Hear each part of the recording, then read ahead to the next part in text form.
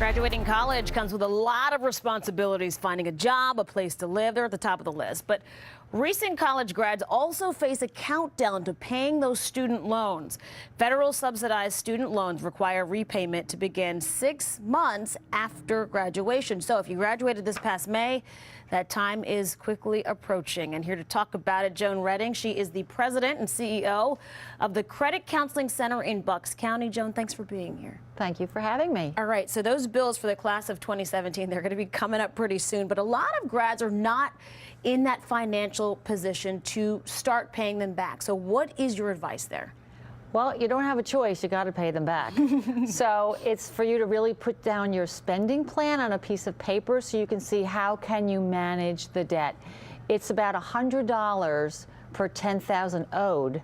So if you're coming out of school, the average debt's about $30,000. So you're looking at $300. You have to factor that into your budget. So it has to be a priority. Yes. Because it's not a choice. Absolutely. All right, talk about how you can defer your student loan. If, as you come out and you're still job hunting and you haven't found a job yet, you please contact the student loan servicer to make sure you can apply for a deferment so that you can at least put it on hold. Still want to pay the interest rates, perhaps, but you want to be able to not default on the student loans.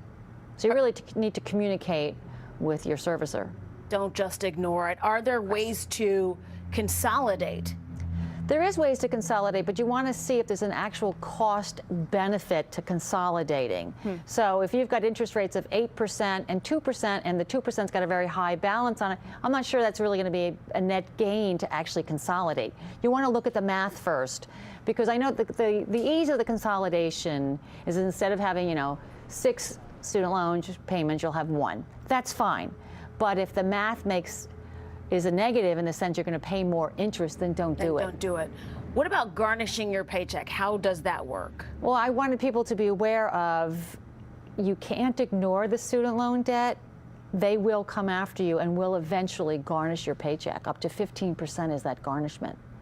Okay, so handle it yourself, right? You need to handle it, and if you need some help, we'll be happy to help you guide through weave through the programs, because there's a lot of processes out there to get yourself used to. Okay, and for more tips from the Credit Counseling Center, just go to our website, NBC10.com, or check out the NBC10 app. Joan, thanks for that. Some good tips there. You're welcome.